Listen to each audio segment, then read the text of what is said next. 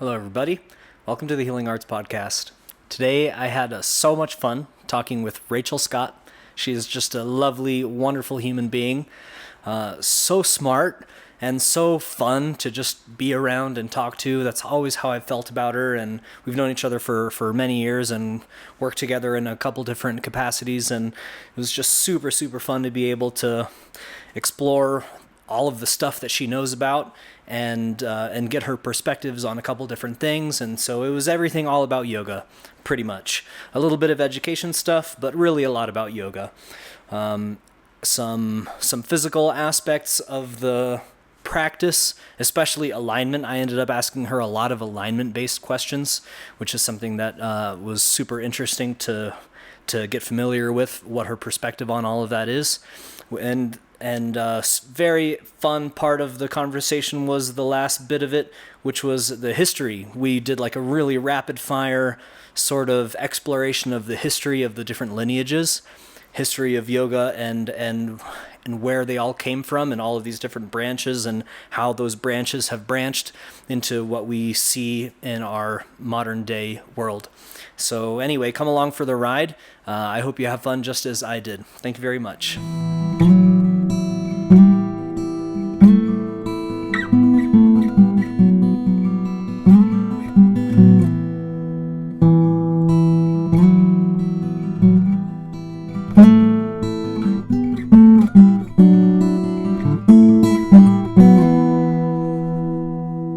Thank you for coming over, Rachel. Oh, happy to be here. I'm so happy for you to be here. Yeah, this is great. This is awesome. My favorite way to start these is always getting a little background. Sure. I'd love to hear how you got into the yoga space and the teaching space. Did it actually start with the education side of things, or did it start with the yoga side of things? Kind of both. Yeah, I was a teacher. I was a tutor, I'll say, and a teacher of other things before I was a yoga teacher. So, but it just happens that I'm a nerd, obviously, speaking to another nerd. And when I learn something that I'm really excited about, I want to learn lots about it. And the best way to learn about something is to teach it. Yes. And so I just would migrate to teaching spaces. So one of the first things I taught after college, actually I guess this was after grad school, but one of the things I taught was like stage combat. So I was an actor. With like swords and daggers and like fisticuffs and That's awesome. Oh yeah, I can fake fight anyone. That's awesome. It was really fun. And I was a tutor. I tutored this like amazing family in New York. And this was all like side hustle to finance my arts career because I was an actor. And I was practicing yoga. So what got me into yoga was just being like a little anxious creature. I've always been like a little high strung. Lots of hamsters running around, like a million tiny hamsters. And so I remember I was dating a guy, and I probably would have found yoga eventually because I was in New York City in 1998 or so, and yoga was around, but it was still like smoky rooms of incense, and like, what is this strange place? And one of my boyfriend at the time, he had, some mental health stuff, and he went to yoga. He was like, this is awesome. He's like, you'd love it, go. So I went, and I was an actor and freaked out about getting fat and not being physically fit because of course I was from the era of very skinny actresses. This was like the skinny actress era. Which we might still be in a little bit, huh? It's perpetually, and it's just now you also get fake boobs. I see. It's like, I see. Or whatever. I mean, it's I don't know. I think it's evolving. I think it's actually getting better now. I see more and more diversity of bodies on screen, which I love. Nice. When I was there, it was kind of like everyone was working to be thin. I came out of the 80s aerobics era, Jane Fonda, squeeze it, tuck, and crunch. Go ahead, make it burn. Oh, Jane Fonda, I loved her so much. But that was like how I was raised on, aerobics and anyways. So I was going to the gym, I was going to dance class because I was musical theater, so you go to dance class. I wasn't particularly good at that, but and so then when I went to yoga, it was amazing because it was a place to move slowly, get grounded, be strong, But no one really, it wasn't performative in the same way that going to a dance class was, where you had to like 1, 2, box step, like do it right. And so it was a wonderful way to be with my body and my breath. And the hamsters, imagining like the running of the bulls, the running of the hamsters. But the hamsters was quieter, was more grounded. I'm still like high caffeine. I was gonna say high octane, but it's like, no, it's more like coffee high, caffeinated hamster person. That's kind of where I run for those yogis out there. Vata deranged is what we lovingly call it. Nice. But I know that about myself. Nice. And yoga is really helpful. And it's also, when I did my first teacher training, I became a teacher because I figured, well, I'm working this horrible job. I'm going to say the name of the restaurant because it doesn't exist anymore. I'm going to say it, Rachel. I was working at Blue Water Grill. Terrible. In Union Square in New York City. And they were mean. Man, those chefs were so mean. You had to like recite them. They'd quiz you on the menu before you went out and yell at you if you forgot. Anyways, it was just high stress. And I was like, why? At some point, I was very dutiful, never quit a job. And I was like, why am I doing this? And so yoga, I didn't do it so that it could be, well, I did do it in part so it could be a backup, way to earn money as I was doing all these different odd jobs. But I also did it because I just felt this incredible pull towards doing it. I'd been practicing for 5 years or so. I'd gone to grad school for acting, come back to New York City. My friend did her teacher training at Mindy. She's still my buddy. And I was so jealous of her. I was like, wow. And I was astute enough, I had enough clarity to realize that if you're super jealous of someone doing something, it's because you want to do it. So I signed up. Who had money? I was like, here's my credit card. Put $3,000 on it. Oh my God. And then I just immediately did my 200-hour, did my 300-hour. I started working at the studio that I was training at, work study. And then for the 300-hour, and then, which is the advanced teacher training, advanced quote unquote. And so while I was doing that for work study, then they said, you're a good worker. I was a good worker. And they're like, why don't you come and work for us part-time? So then I also was working behind the scenes, like as a studio manager, teacher manager kind of role, helping to coordinate these 5 studios in New York City. And and then yoga was more and more a part of my life. So that's how it started. Very cool. It was great. Great experience. Very cool. And then so after that is when you did the master's in educational design? Sort of. So is that? Yeah, close. I'm sure there's a lot of steps in between there. Tell me about it. I moved to Canada. Okay, you moved to Canada. I moved to Canada. Got For it. a guy. Got it. For a guy. Was it worth it? Yeah. You're happy you did it. Are you happy you did it? Well, yeah. It could have been no other way. I see. It could have been no other way. It Yes. was the universe unfolding as she will. Yes. And it was challenging, but it taught me more than any other experience I think I've probably had in my life. Well, I can't really say that, but it taught me a lot. I learned an enormous amount about myself. I got married and divorced within a year.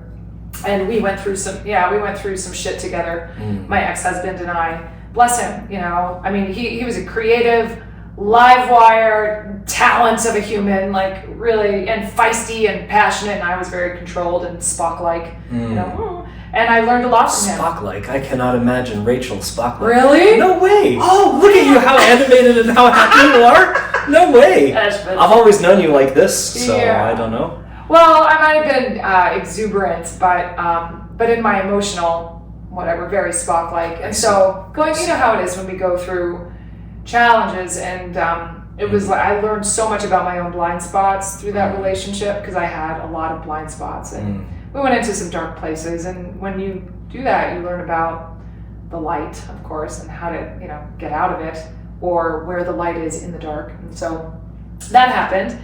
And so, but moving to Canada, I started working at a yoga studio there. And then I went to Canada where I was going to be an actor still, because big film TV place. And yet, through that carnage, the emotional carnage of the divorce, and it was crazy. It was like, we moved to a different country, we got married, his mom died super unexpectedly, tragically. Yeah, and that's what kind of set him off to go into a pretty dysfunctional place. And then that made, in our relationship and our inability to communicate and all of these things, I understand that. Yeah, it was It was massive. And just on, like, he was the one who was, very expressive. And so he could say what he felt, but not in a really easily accessible way, usually in loud volume tones. And I didn't know how to deal with that kind of communication. So I didn't know how to speak my truth. And I didn't really realize that. I didn't realize how bad I was at communicating until I could not speak in that experience. And so since then I've learned how to speak, which is great, That's helpful. That's helpful. But because of that, so I started working as a studio manager for a great company called Y Yoga in Vancouver. But I told them, I said, but I want to run teacher trainings. And I started to fly back to New York City to be an assistant teacher trainer for Yoga Works, which was the company that I worked with when I was in New York City. So I was on the path to become a teacher trainer because I loved yoga. And the best place to indulge your passion for yoga is in the teacher training room. Because you get to nerd out with people and dive into the philosophy and get really nerdy about the asana and figure things out. And it was intoxicating. I loved it. And so at Y Yoga, they had a switch where they, the woman who was running their teacher trainings, Erica, amazing human, I'm still in touch with her, Erica Blitz, she's cool, check her out. She left to go on crazy adventures with her husband, and they've done all sorts of neat things. And she told them, they're like, check out Rachel. So she knew me and knew my interests, and I was running one of their studios, and they pulled me in to be their director of Teachers College. And so from there, I rewrote their teacher training, because they had this, it was great what they pulled together, but it was a hodgepodge from a bunch of different experts, and it didn't have quite a coherent methodology for a 200-hour. And I was like, this is a little all over the place. And also I knew if I was going to build it, I wanted to really have my hands in it and own it and feel good about it. So I built their teacher training programs. And then that's when I went back to school for my master's in instructional systems and learning technology, because I realized through the process of doing that, I was like, why isn't it perfect immediately? What did I screw up? And I just realized that I wanted to go back and edit a lot of things, and I thought there has to be a more streamlined process to creating education in a way that is effective. And sure enough, there is, and it's called instructional design. And I also wanted to be able to teach online, because this was 2009, 2010, maybe a bit later. I guess I'd been in it a couple of years by then, somewhere around there. But I was seeing online courses cropping up, and they weren't always very well done. And I kind of felt like, well, I want to create online courses, and I want them to be good. So I'm going to learn how to do that. So that's why I went and got my master's. Awesome. So the yoga space brought you into this educational design bit of that's very cool. Yeah, it did. That's very cool. And so do you feel like that program that you went through, which school was that through? Weirdly, Florida State University. FSU. Oh, that's cool. Go Knowles. Yeah, go Knowles, but you were still in Vancouver at the time. I was. So my sister is I was going to say muckety muck. She's a muckety muck in the online space. She was one of the first people to be working in online education back in 1999, I want to say. She wanted to get her, so she's been working in online education for a long time, but she's more kind of like a C-suite person. She's like a manager of instructional designers. She'll be like a director of programming, a director of instructional design or project management. She's like a muckety muck. She's a muckety muck. She's super smart and great. But she had wanted to do, at the time that I was looking into programs, she wanted to get her master's and her PhD in education, because she'd been working in the space but didn't have the degree. And so we were looking at programs together, and she's like, FSU, has a really good online program. It's kind of, you wouldn't necessarily know, like FSU, but FSU has a great online program. How about that? And this is coming from a Princeton, Columbia girl, my sister, right? So I'm like, well, I would take that seriously. And so I just wanted to do their certificate program, but their master's wound up, because of some whatever, wound up being the same price. And so I thought, well, of course, I'll get the master's. Might as well. And my sister bailed. And what? She didn't do it with me. What? I know. I was like, well, I'm in. I'm doing it. Yeah. I'm glad you did. Now she has her PhD, but she did it somewhere else. Yeah. I got it. So that program was helpful. Do you feel like it was? Absolutely. Oh, absolutely. It was very, very helpful. Cool. I thought I was going to go in and learn about the tech because that's what scared me. I'm like, don't we have to know all the apps for instructional? Like, don't I have to know the tech? Because I felt like that was a huge blind spot. But the truth of it is you don't. So all of you out there looking to do online courses, it's not about the tech. I thought I'd have to learn lots of that kind of stuff, but really it's about the process of doing design well, and that can be done very low tech or using lots of the bells and whistles of learning management platforms that we see out there. More about the principle. It's more the principles, and it's very common sense, like super common sense. And once I learned the sort of the principles of instructional design, and it was really fun.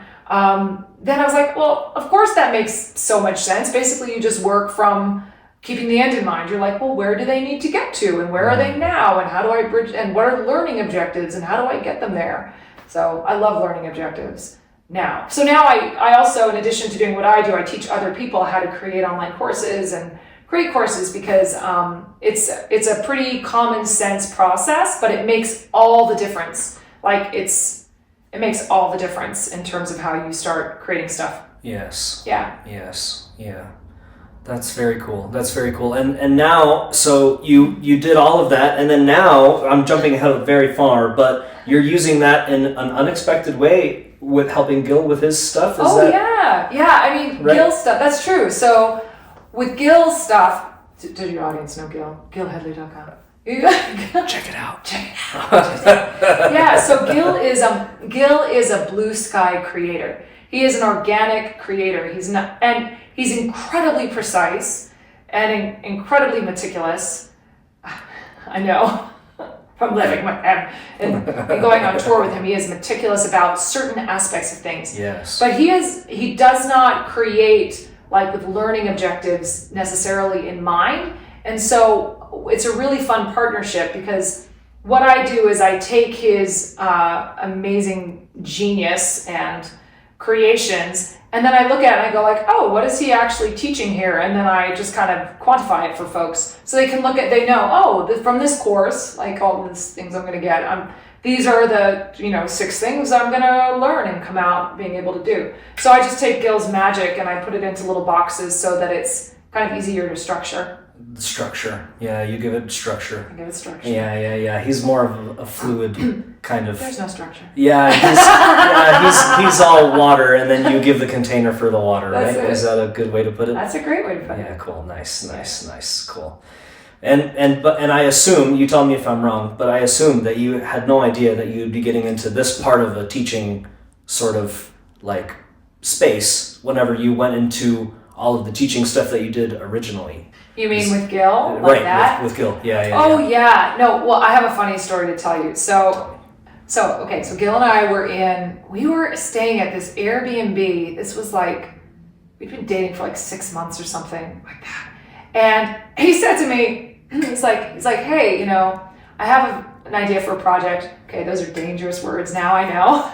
I have an idea. Yes. He's like, oh, I want to do a project. He's like, I want to redo my integral anatomy videos because he has all these videos. He's like, they don't look so great anymore. I want them to be in 4K. Anyways, he's like, I'm going to do this. Would you want to help me with that? Oh boy. He's like, I think it'll be a month. Oh yeah.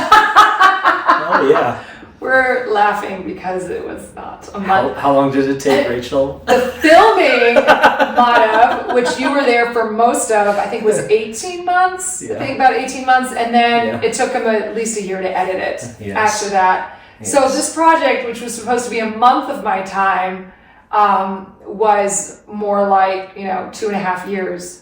And thank God for you, Madhav, because Gil and I don't know if our relationship would have survived if I'd had to keep filming Anatomy from A to Z. So Gil was like, it's a month. And then I filmed for like 5 months and grew increasingly bitter. Because I was like, I have a job. I have my own job and passion and vision that I need to be manifesting here. And Madhav saved the day by coming in and taking over a bunch of filming on that, which was great. Well, since, and I hope to continue to do so with this project coming up in these many projects coming up this year, next year. Yeah. I'm very, very excited about that. Oh yeah. Yeah. More to come on that later. We'll talk about that another time. But that's super cool. It really worked out extremely well for all of us, I think, because if it wasn't for that, I wouldn't be here in Colorado. Yeah. I wouldn't have this life that I have right now if it wasn't for the situation that you just described. So it was really a win-win-win-win for all of us, Yeah. I think. So I'm very, very grateful. Yeah, for sure. Well, and Juno's saying, Mata, he's good. He'd be good. He'd be good. Yeah, totally. Yeah. It's amazing sometimes how the synchronicity all comes together That's right. like that, isn't it? That's right. Yeah, Yeah. that's exactly right. Okay. So let's get back to yoga stuff. I want to give people and myself, honestly, because I know some, but I don't really know a ton about the yoga world. And so maybe I'm gonna ask a big, obvious, silly question, and you tell me what you think. How can yoga help people? Big, obvious, dumb question, but I'm going to ask it anyway. How can yoga help people? That's a really good question. Okay. And I'd say there are lots of levels to that, but on this sort of the most physical, gross and the most material, body-centered stuff, it helps It's a good place to start. Yeah, it helps people maintain or increase mobility, proprioception, builds strength through slow twitch muscles, so lots of slow, mindful movements. So that's kind of like the gross answer. Gross not being yicky, but most manifest most answer. Physical answer. Yeah. And what's proprioception? Can you explain that for people? Yeah, the ability to know where you are in space, your ability to sense your body in space without your common senses of touching yourself and being like, here I am, but you can feel where you are in space. And so practicing yoga helps you with that. For sure, and balance, and it's you get to see people get to experience what their common path of least resistance and compensatory patterns are in their body, because we line people up in something called Tadasana, which is you're basically just standing there, but you can see oh wow, I always stick my butt out. Oh wow, I always pop my ribs forward. Oh wow, I'm always slouching. So the idea is that hopefully people will gain more intimacy and connection with their own experience of embodiment, and then take that off the mat.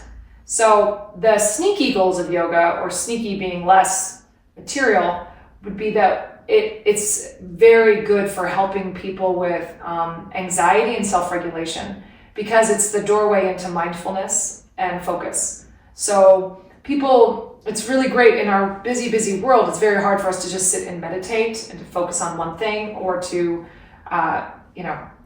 focus on how we're feeling. But when we're moving in yoga, it gives our mind something to grab onto. It's I can grab onto the physical sensations of my body, and that anchors me into the present moment. And here I am, and people show up in their bodies, sometimes for the first time in years. We don't live in a culture that really, encourages our own experience of our embodiment and feeling ourselves, and feeling your body is the pathway to feeling your emotions, which can lead to greater mental clarity when we can work through some of those feelings.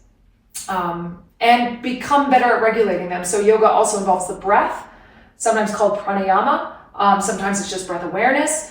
But the breath is a powerful doorway into indirectly controlling our autonomic nervous system, or the unconscious functions of our body. When I slow my breath down, my heart rate will slow down, right? We know this. Oh, you're freaking out. Your kid just broke your favorite vase. Take 3 big breaths, and then you won't want to kill them, or you'll still want to kill them, but you won't. Anyway, so those are kind of the sneaky things. But yoga as a tradition, which is really what I'm into, eventually, you do that long enough, and you're like, oh, this is great, and my anxiety's gone down, and when I sit, I have this feeling of peace, and also I get a little break from being playing all the roles that I play in my life. So we start to get a little bit of distance from the characters we play in our lives. I am Rachel, I'm a yoga teacher, and I'm a faithful girlfriend to Gil, and boy, whatever those things are that we do.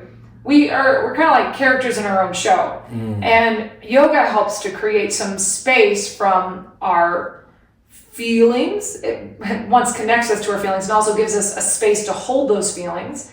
And from our thoughts, where we don't necessarily have to believe all of our thoughts, which is the beginning of sanity, really.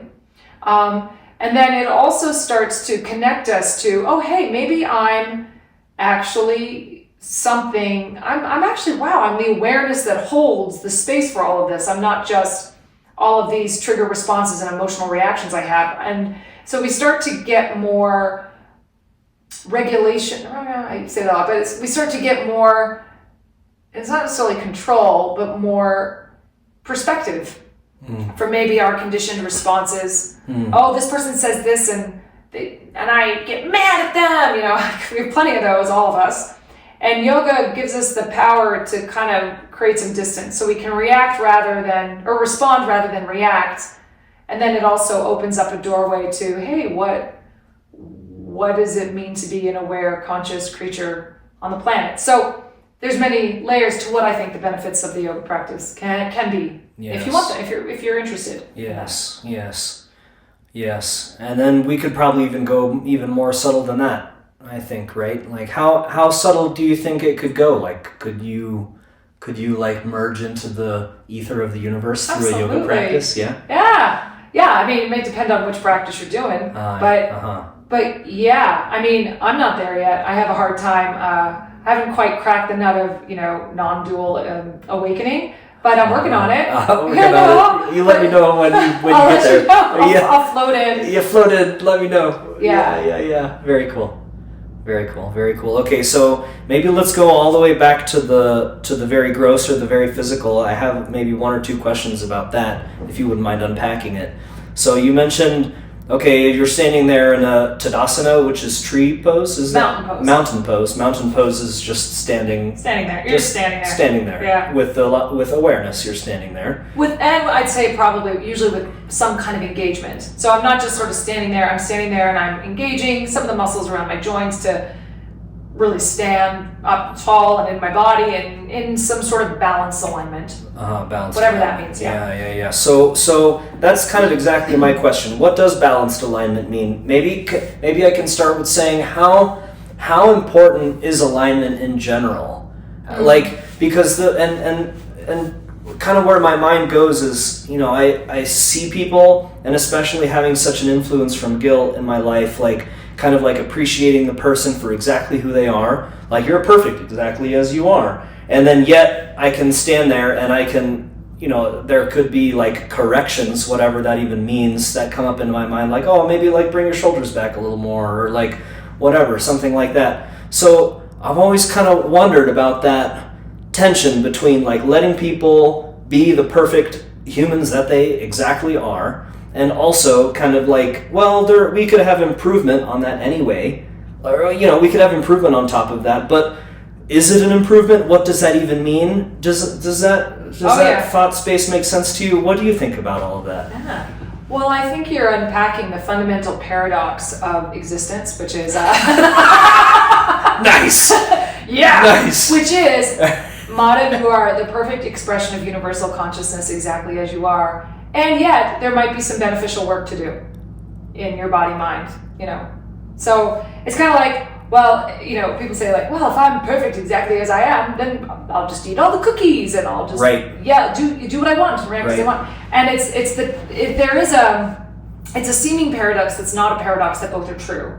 Because there's something within us that also may have that yearn to like, oh, part of what's in me wants to be quote unquote better, or find a more beneficial alignment in gravity, or have greater freedom in my body. So both are true.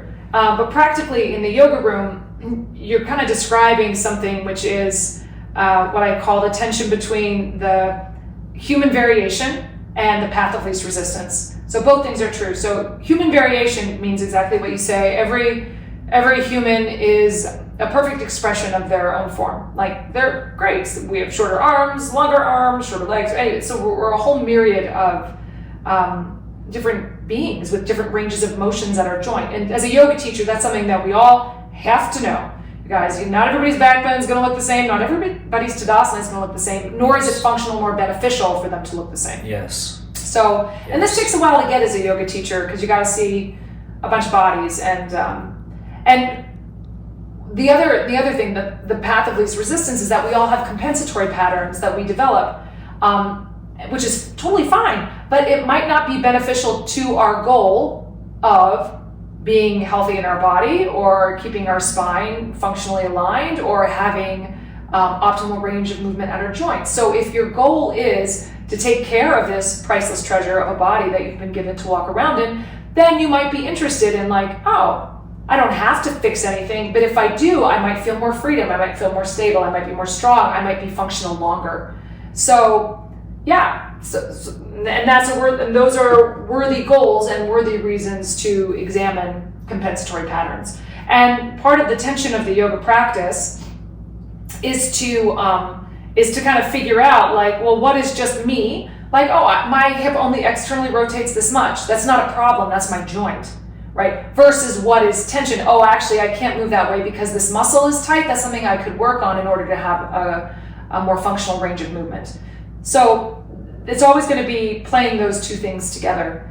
And I will also mention that not all yoga practices care too much about alignment. Some yoga lineages care a lot about alignment, and some are more interested in other aspects of the practice. So I happen to really like, let's call it alignment. But I think it's better to look for functional alignment. That is, what is the alignment that serves this individual human, rather than aesthetic alignment, which is, let me make you look like the cover of Yoga Journal, because that's what everyone should be. Thankfully, as a community, I think in yoga, we're moving away from trying to make everybody fit one mold, and instead saying like, well, like Bernie Clark, who's wonderful, says like, fit the pose to the student, not the student to the pose. That's a great line. Yeah, he's smart. I love that guy. Yeah. I need to buy his books. I've listened to him speak a little bit, just kind of on like online recordings or whatever, and I've always been fascinated by everything I've ever heard from that guy's mouth. Yeah. And, but yeah, he's got good books. Buy his books. Super smart. He used to be like a rocket engineer or something crazy. Oh, really? Yeah, his first career. I forget. Bernie, I apologize, but I feel like you were like a rocket scientist. Nice. He's from Vancouver, so I got to take classes with him. Oh, very cool. Yeah. Oh, very, very cool. Very cool. Okay, so I have maybe one specific question about alignment. Okay. That, So just in this kind of neutral mountain pose, what is your kind of cue, or what's an idea that you like to give people for the curve in the lumbar spine? What's up with that? Because I've heard a lot of professionals say, no, you want to like engage the abdominals, like the anterior part, kind of to get that engagement, and then that ends up tucking the sacrum a little bit, and they say, yeah, because you want to go the opposite direction of a lower crossed syndrome and this kind of thing, but then that's always sat kind of weird to me, because I can't help myself just thinking of like a puppy or a dog. Like if I see the dog tuck his tail, that means the dog is sad. He's a sad puppy. That's a sad dog. So, but then they back up their statements with some science, like, oh, the lower cross syndrome in this kind of conversation. And so I have one of my favorite chiropractors. He was one of the most influential people in my chiropractic life. His name's John Martinez. Shout out to John Martinez. He says you don't want to like over engage and like over swoop, because that's not good. But if you tuck it, that's not good either. So what he recommends is just a gentle engagement, of those paraspinals, and then he calls that a smiling sacrum. Aww. I think that's such a cute way to put it, smiling sacrum. So what do you think about all of that? Would you agree with John, or do you have a different idea, or what are your thoughts on all of that? Yeah. Well, I'm a huge fan of teaching through paired actions. So, and this isn't every yoga teacher for sure, but this is the way I approach it. Everyone kind of has a path, like some people stand perfectly and they're, so aligned, but most folks either stick their tail out or they over tuck it under. So with paired actions, the way I usually approach it is to have people press the tops of their upper inner thighs back, which takes the pelvis into a slight anterior tilt first. So they tilt their pelvis first, little internal rotation of the thighs, and then I have them keep that activation as they take their tailbone down, not under, but down. And so until they find the place where their pelvis feels nicely level, or they feel an inner sense of levity, is sometimes how I'll put it if they're sitting. So instead of giving them one, and I don't really speak actually to the core, suck your navel to your spine or anything like that very often, but by pressing the thighs back and taking the tailbone down, it engages kind of all, like a lot of the muscles around the hip, and it starts to bring the pelvis, it gives the pelvis a range of motion, so that each individual student can find where they are in the center, rather than saying like, well, this is the spot. And if I only say tuck your tailbone or draw your tailbone down, then I'm going to have people who tuck, like totally sitting. And if I only say like, well, stick your booty out, then I'm going to have people like me who stand like ducks be like ridiculous, and that's not helpful. So when we're teaching group classes as yoga teachers, you have to sort of speak to the whole room, and everybody could be doing different things. Yes. So I feel like the paired actions are a helpful tool, because then you're giving people both sides of it and giving them the cue, this is the proprioception part, to figure out where they're best aligned. Like I wouldn't have somebody just tuck their tailbone down. For me, personally, I have to work on just lengthening my tailbone because I'm the other way. But for the majority of students, I would just give just tuck under, because that's going to not serve the students who already do that too much. So that's how I kind of approach it. I give them both sides. Both sides. Both sides. Both sides. Yeah. You want engagement from all sides. Yeah. That's smart. Well, Tadasana is also not just standing there. It's standing there with more buoyancy, with more stability, with more engagement than you would normally have. More tension, to be honest. Yes. But it's for a purpose of kind of like, I don't know, it feels to me like you're kind of ironing yourself out a little bit and going like, oh, and getting your body into a position which it isn't in habitually, which might be more beneficial for it. It's like, how about this? How about, Rachel, if you don't stick your ribs out all the way? Oh, how does that feel?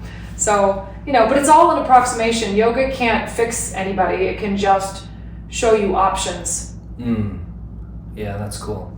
That's cool. And so I like how you said that it's just with a very specific purpose in that moment. And as people are walking around in their day-to-day life, maybe they could like have that sort of in the back of their mind instead of in the front of their mind. Because I imagine some people would take that out in their life and be like, I must maintain this at all moments of every day, and that's not the message, is it? No, and that's like people saying engage Mula Bandha all the time, which I don't teach. I don't speak very often to Mula Bandha. Mula Bandha is like pelvic floor engagement, okay. But it's like adductors, adductors to pelvic floor to transverse abdominis kind of thing, and we do it in Ashtanga all the time. And when you breathe, it means you are doing chest breathing all the time because you're not relaxed. So, but people take like, oh, I have to engage my bandhas all the time. It's actually no, you don't. You actually have to learn how to relax your pelvic floor and soften and engage. We want to be able to we want to have variety and diversity in our body. And yoga people are like, I keep my feet parallel in yoga, and I tell my students too that in yoga we're always neutral, but that doesn't mean that turning your feet or your legs out is wrong. I mean, that's just the form of what this particular movement style is. And my hope too with, I don't know, any student who comes is that yoga unlocks different movement styles, different breathing, kind of techniques. Oh, I can breathe in my belly or my ribs or both, or just let it go wherever, so that we have more options in our life to be responsive to our environment. So I don't want to lock anybody down into like, you should walk through your life like you're in Tadasana, but it's like maybe Tadasana will create more options for you. There you go. Right? There you go. Yes, options are good. Options are really good. Options are good. Yeah. That's cool. Yeah, that's very cool. Okay, maybe are there any other, and this might also be a huge, ridiculous question, but just maybe what's the first thing that pops in mind if I say, well, maybe there's some like what's the word? Like some kind of alignment cue that either maybe bothers you, that's a very commonly taught thing, that's a bothersome thing to you, or maybe there you go. That's maybe a simpler way to think of. There are so many. Okay, maybe give me one or two. Yeah, sure. I'll give you my top two favorite ones. And I will say that these cues, yoga teachers say crazy things in class that make no sense. Like, Yes. Plug your arm into its socket. Like, it's like, that's not what's happening. Like, so we say crazy things, and sometimes that's useful. Sometimes, like, saying a thing that doesn't make anatomical sense helps to create, like, is a useful shortcut. Like, it's like a metaphor, and that can be useful. And then sometimes the things that we've inherited saying are not effective and anti-functional. So, like, one of the ones that I hate, I'm raising my arms for you kids at home. You can't see this. Like, people raise their arms over their head, and then they're like, squeeze your shoulder blades together. I hate that one. I hate that. Because in order for your arms to go up, your shoulder blades got to go like this. They have to turn out, right? They got to protract. They move away from each other, and they upwardly rotate. So yes, the top corners of your shoulder blades go together. But when people try to squeeze their shoulder blades together, they often are then pulling their shoulders down. So it's like, if I'm up here and I try to pull my shoulder blades together, this is where I wind up. That's not going to be good for my handstand, right? You actually have to let it go all the way up. So I get what they're trying to do. They're trying to stabilize the scapula on the back, but it's I think it's a cue that we can revisit and refine and make better. Because what they're really trying to do is just don't hike your shoulders up. That's what they mean. They mean, like, relax your traps, relax the muscles around the base of your neck. Because what someone has done mistakenly is, in bringing their arm up, they also elevated their scapula, which they didn't need to do. So rather than just upwardly rotate, they hiked it up. So that's what when people say draw your shoulder blades together, down your back and towards each other, that's what they're trying to avoid, but the cue is not quite to the right place. Anyway, so that's one of my bugbears. That's a good one. My other one is flex the foot to protect the knee. What does that even mean? Exactly, Mama, exactly. I don't know. I couldn't. So what muscles cross the ankle and the knee, I ask you? None. It's a quiz. I guess we could say gastroc, right? Yeah, plantaris. Plantaris is what I was thinking. And gastroc, but does it cross the ankle? I suppose it does cross the ankle. Yeah. It does cross the ankle, doesn't it? But right, it's not this. When you flex, it doesn't. No, it doesn't like protect, stabilize the muscles around the knee to flex your foot. And in fact, when you're doing that, you're stretching gastroc anyways, if you're flexing your foot. So when they say flex foot, are they meaning like dorsiflex? Yes, so they mean dorsiflex. Dorsiflex the foot to protect the knee? Yes, friends at home, that means pulling your toes towards your shin. So flex, yes, that's what they mean. That's what they say, but it's not, it does not help, actually. Okay, so in fact, it's very, it works against us in some positions. So, for example, like ankle to knee, someone's laying on their back and they're doing figure 4, you guys, like crossing your ankle over your knee and drawing your knee into your chest. And like flex the foot to protect the knee. And it's like, it actually has nothing, it's not going to protect. First of all, your knee's fine here in this position. That's a good place to start. Your knee is fine. Your knee is fine here. It's not weight bearing. It doesn't have any pressure against it. It's fine. But also flexing your foot doesn't do anything. The only time, and then the other time that they will say that is if someone's doing something like pigeon pose. So, and in pigeon pose, oh my gosh, we could go down such a rabbit hole with this. First of all, in pigeon pose, it's when your shin is forward and your leg is back and you're upright. I can't do it here because I'm on a couch, but this is the idea. But people will take this foot and they'll put it parallel to the front of the mat, which is a very bad idea for the knee because most people don't have enough external rotation in the hip. Yeah, to do that. So that's bad idea. Don't do that to your students, even if you can do it and it doesn't hurt. And so, but when they have the foot more oblique, and I don't know if anyone sees, but so usually if we teach pigeon pose, and I'm talking about upright pigeon pose, guys, not forward folding, but you're upright. Usually you want to tuck your, like, say my right knee is forward. I want to tuck my right heel under my left hip, like so. So. And people can't see you, by the way. You're Mona can see me. Yeah. I can see, the camera can see you too. They can. Okay. Yeah. So great. So I get on the floor, it'd be easier, but so anyway, so the foot's back here, and if I flex my foot from this position, it's going to turn my shin in, which is going to medially compress or compress the medial knee like this. Sounds uncomfortable to do that. Well, it doesn't. It's not. may be beneficial. And so flexing the foot to protect the knee here is a really dumb idea. Now pressing the top of the foot down, engaging the foot to get some muscular connection to the earth and rebound, that's great. But anyways, I just want to say flexing the foot to protect the knee is not a universally helpful cue. So examine where your shin is and whether or not that's actually helpful to you, especially for the knee, which doesn't like to bend and twist. It can bend, it can twist a little bit. Yeah, for sure. But little is the key word on there. Yeah. A little bit. Well, especially in yoga where you have like this pose, lotus pose, where your thigh has to be able to externally rotate a lot in order to not like squish your medial knee. Like I can't do this on my left knee because I've scraped up my meniscus right here.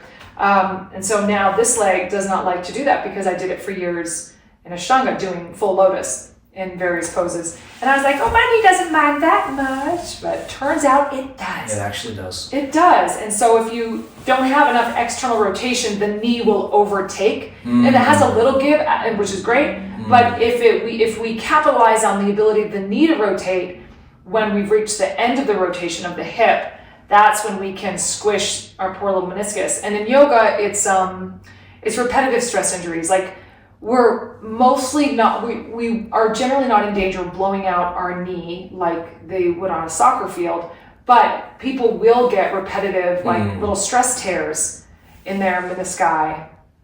Menisci, I think it's menisci. I think menisci. Yeah. Anyway, so that's what we have to watch out for. And why? Like why? So I can do lotus, like what? Do I get a gold star? A gold enlightenment star?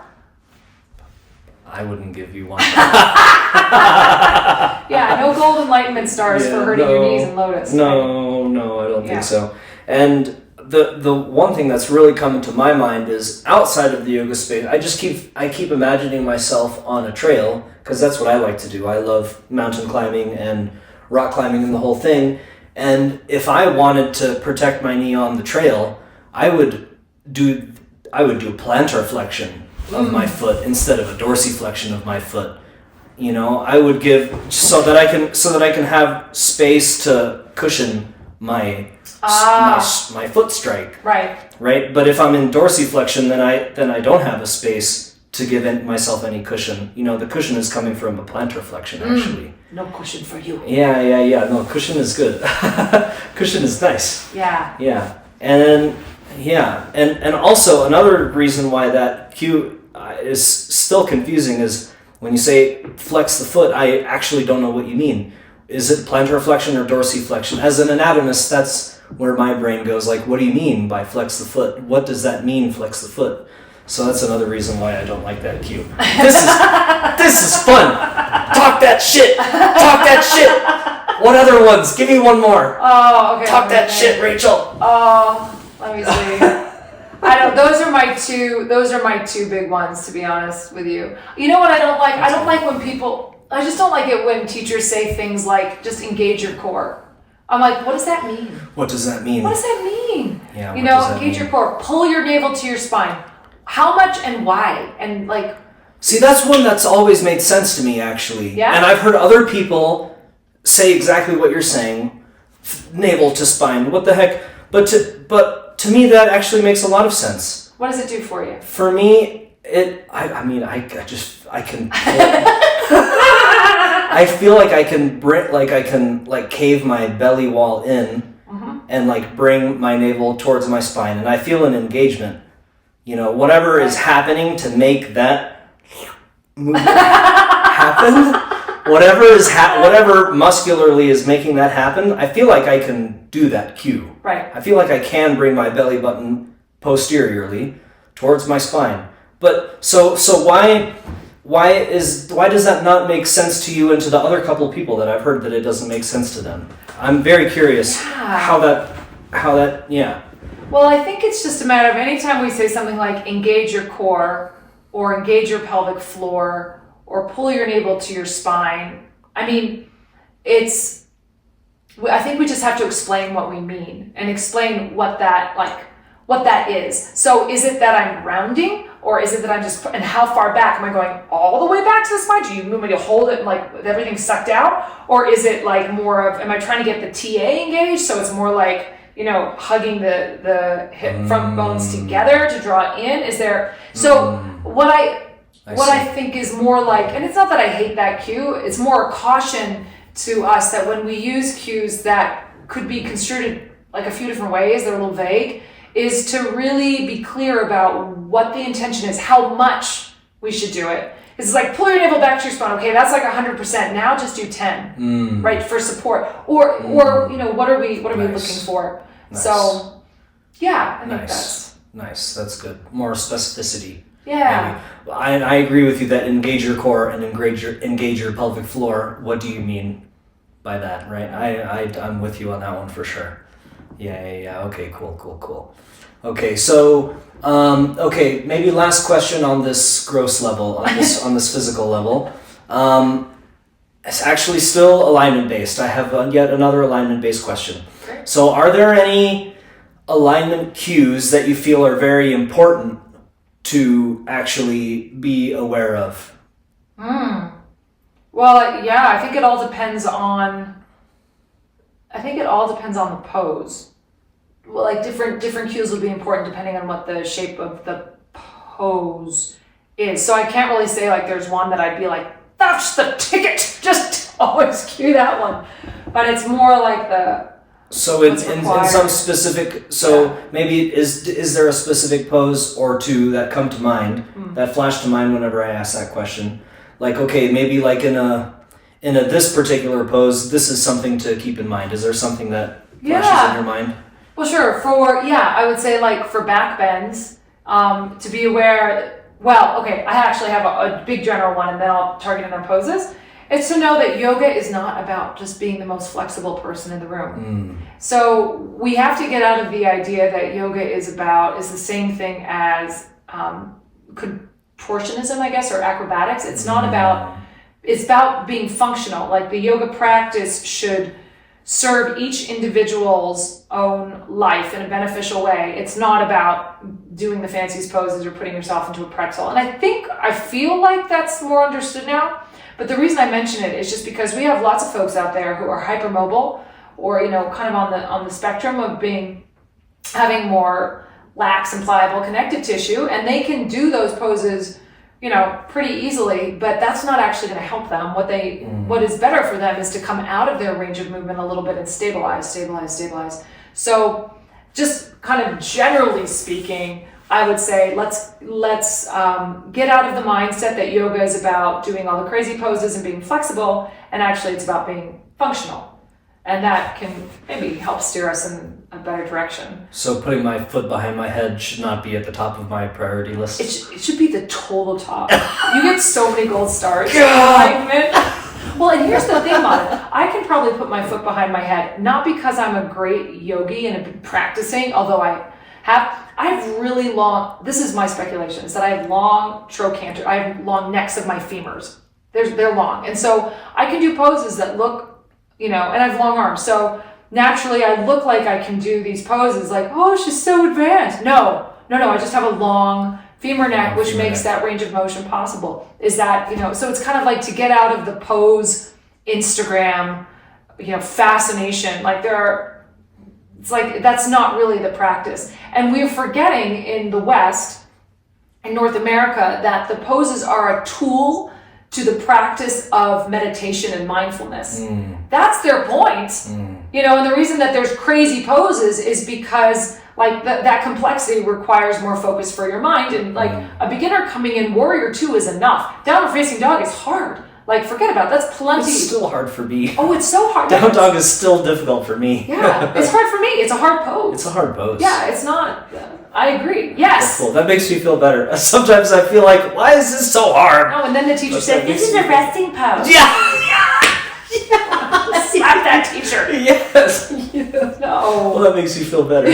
Yeah, because I'm like sweating in down dog. That shit's hard. Yeah, it's hard. It requires a lot of, and we do it so casually, right? Is that down dog? No, it's like it requires a lot of shoulder opening and a lot of hamstring opening. A lot of hamstring. Yeah. So it's hard. I Cool. agree. That makes me feel better. Looking at people do it seems like they're so relaxed and easy, and it's like a perfect. Yeah. And I'm like,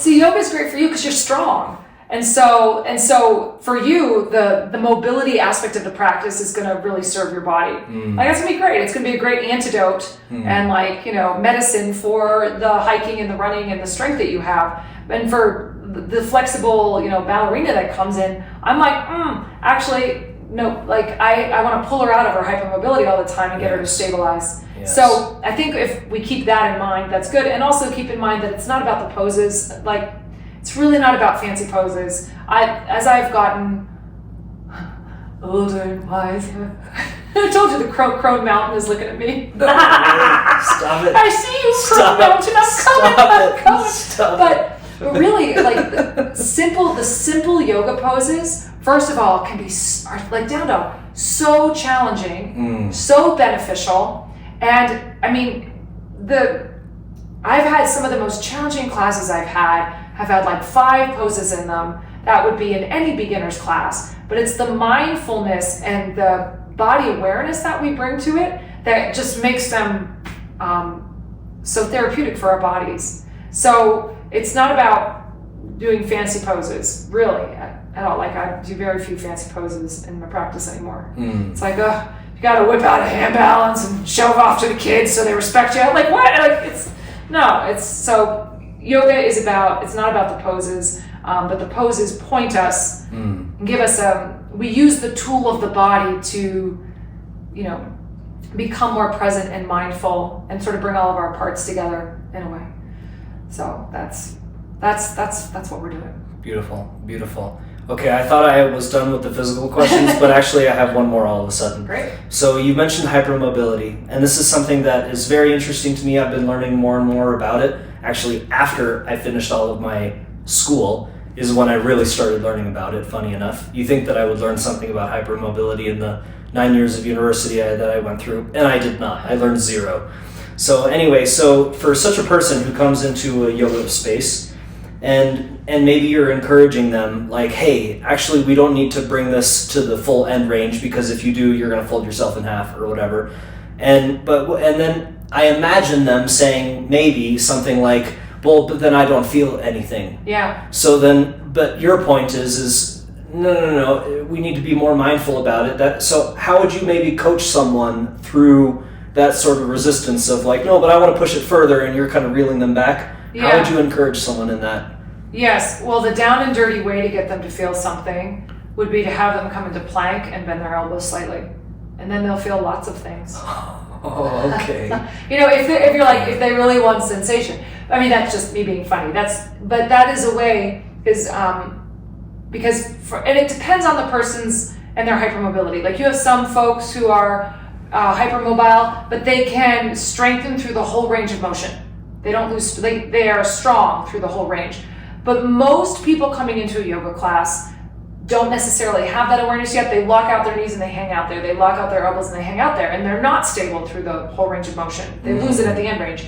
And so if they bend their elbows in plank, all of a sudden they have to work and they're like falling out of it. And that's exactly what I want, because I want them to work on their strength.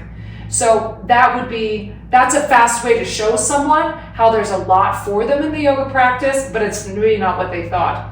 And students do tell me, they're like, oh, I don't feel anything. Like my students in Down Dog who put their face on the floor, right? And I'm like, you're not always supposed to feel something. Don't be a sensation junkie, is what one of my teachers used to say.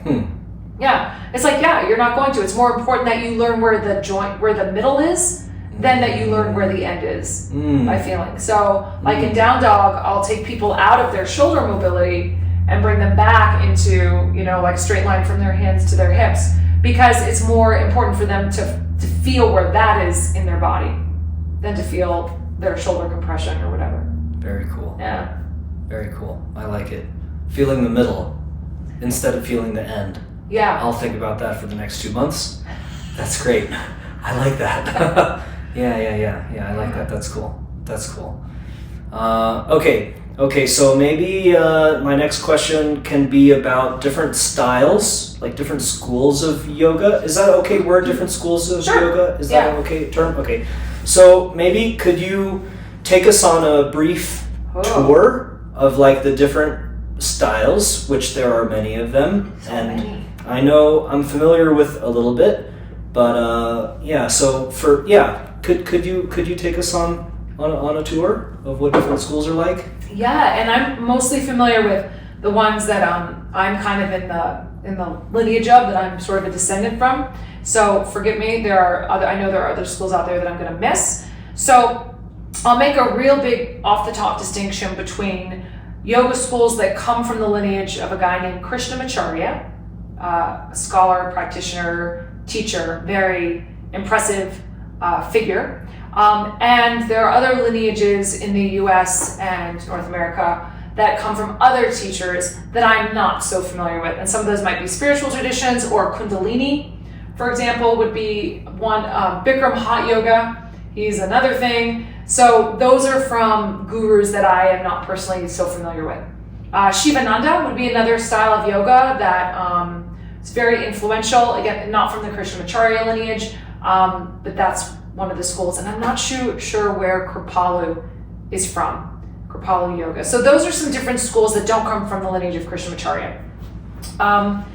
So you might hear Shivananda Yoga, Kripalu Yoga, stuff like that. You can investigate them and see who their teachers were.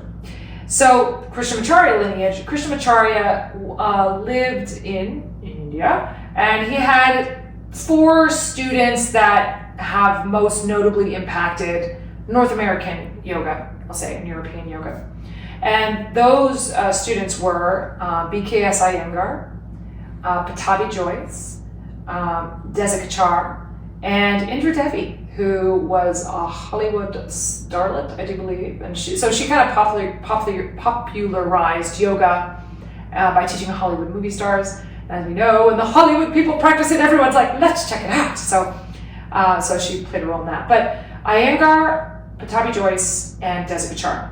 So Iyengar, BKS Iyengar, has been enormously influential in Europe and in North America for what we know of as yoga. So our modern concept of yoga, anything alignment-based or prop-based is Iyengar. I'm going to make some gross generalizations here, but he's like the prop guy. So when he left Krishnamacharya and went off and started teaching, I think he taught women, and then he taught Europeans, and he realized that the use of props was very beneficial in terms of helping people to access the benefits of the postures. So blocks, straps, I think he just used what he had, but that's what's led to all of the props that we use. And alignment, like Iyengar teachers, I study with an Iyengar teacher every week if I can, online, my teacher from Vancouver. I mean, they're just excellent teachers.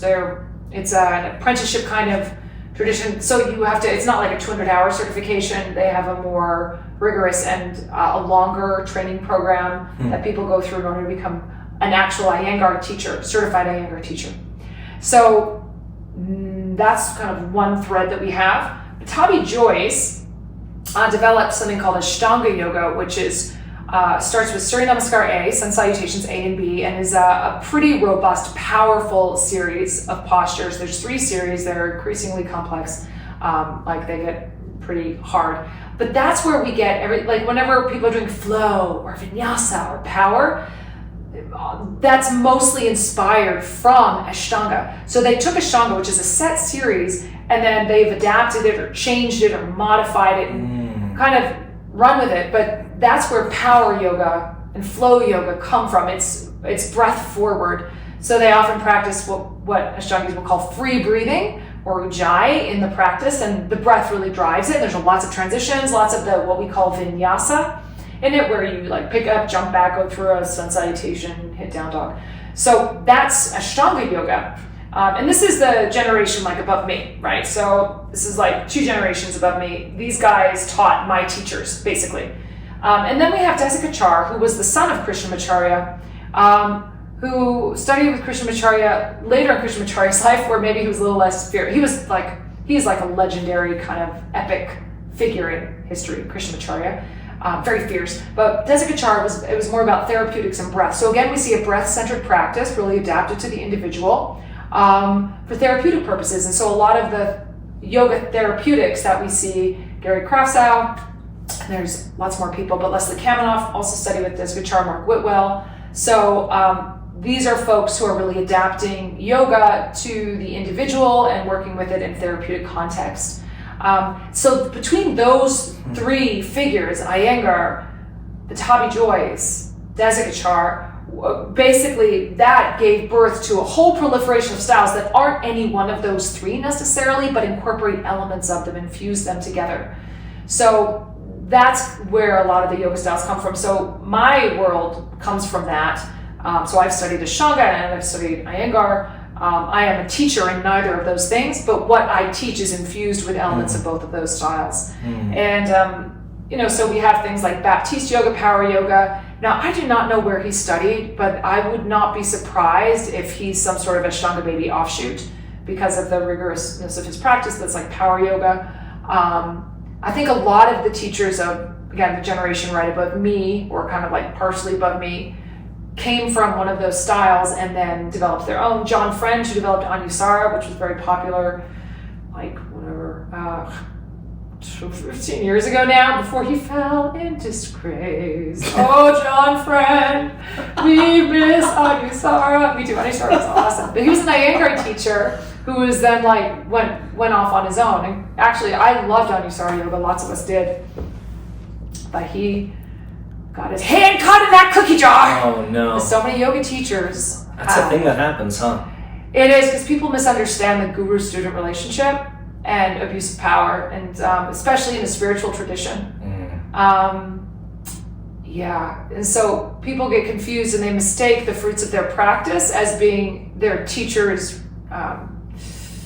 like as being the responsibility of their teacher. They think, oh, the teacher did this. Maybe. And it's like, no, the practice did that. If your teacher might be an excellent facilitator of and transmitter of this practice and this lineage, but it's got to be about the lineage, not about the teacher, even though the teacher can stand in for the wisdom of the tradition. But we do ourselves a disservice as students if we forget the fact that our teachers are humans. Yeah, so there's been, and I think that sometimes happens.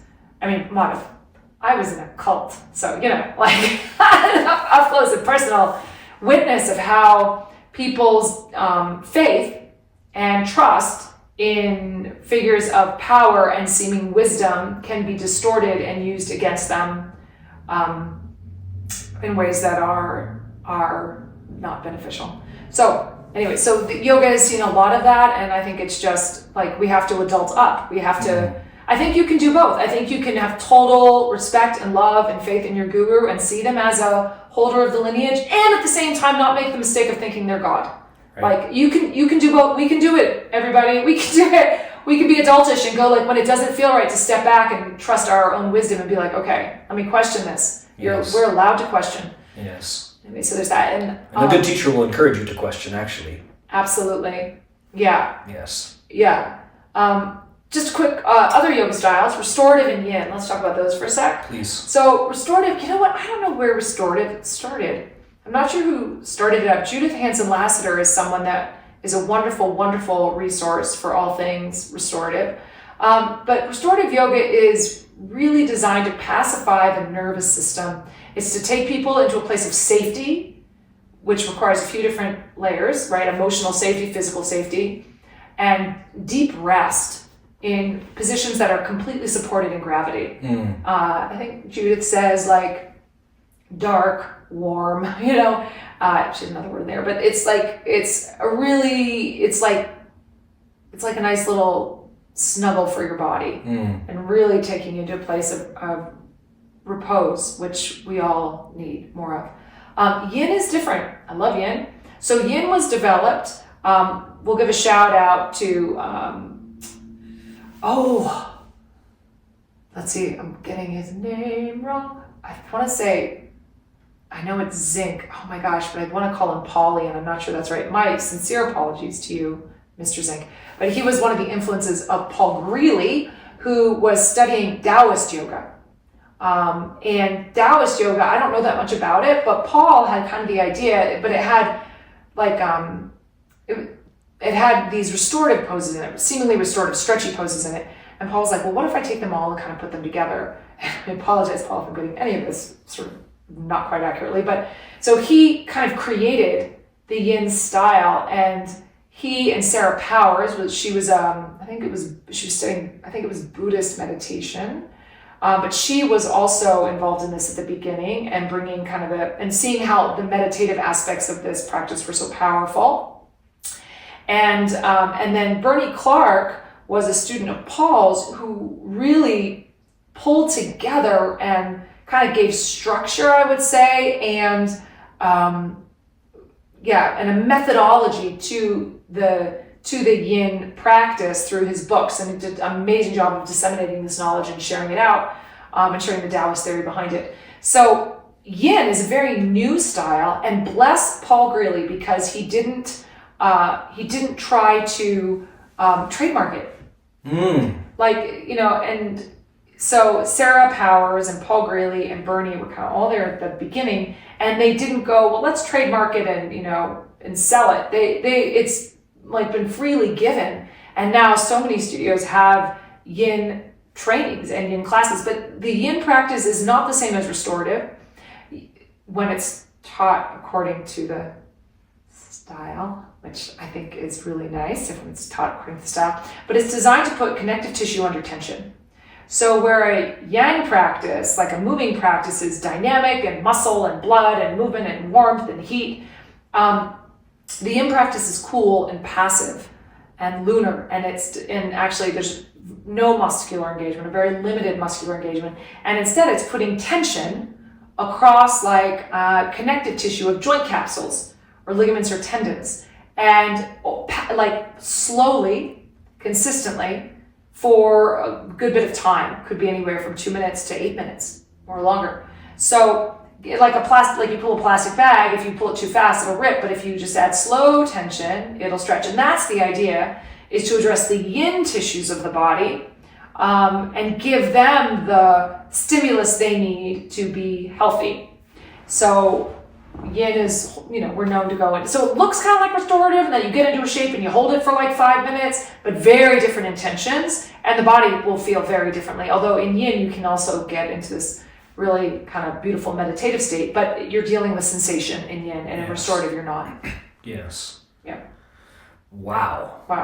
I feel like we could do a whole 2 hours just on history and lineages. And I love history. I can tell. I love it. I wish we had so much more time that we could, and maybe we'll do one of just like yoga history and yoga lineages, and maybe we could, if you would be down, maybe another time we could do that. I'll do my best. Because this is super interesting, and you seem like you really know a lot about it, and so this is super fun. But there's so much to know. There's so much I don't know. There's what I know, and because I love yoga history and yoga philosophy, just love it. And it's vast, and I'm not a scholar, and so I do my best to, relay it accurately, and apologies if I get anything wrong. But I love yoga history, and I feel like, and I'm also very passionate about it because I feel like we're in danger of practicing yoga with no regard to tradition, to where it came from, and understanding where it's come from.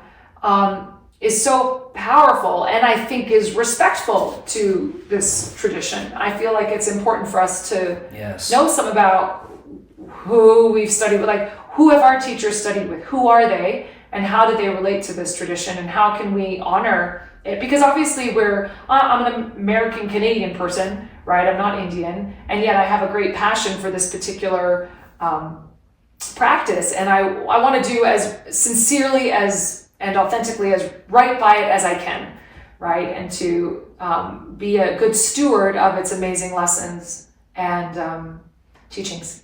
Yeah, very nice. I think having context and background to what it is that we're doing is helpful to inform the practice of what it is that you're doing. Well said. Yeah, thank you. Yeah, I think so. So I love your attitude about all of that, and I know we have to pretty much end it. Maybe now is a good time. That went so fast. I know. I had no idea it was gonna blow by like that. No. Oh my gosh. I know. So, but yeah, maybe we can do another one some other time. And in any case, for now, maybe we'll stop it there. And thank you so much. This is super fun. Anytime. It's super fun, and what a pleasure. Thank you so much. So fun. Thank you. Thank you. All right. Bye-bye, everybody.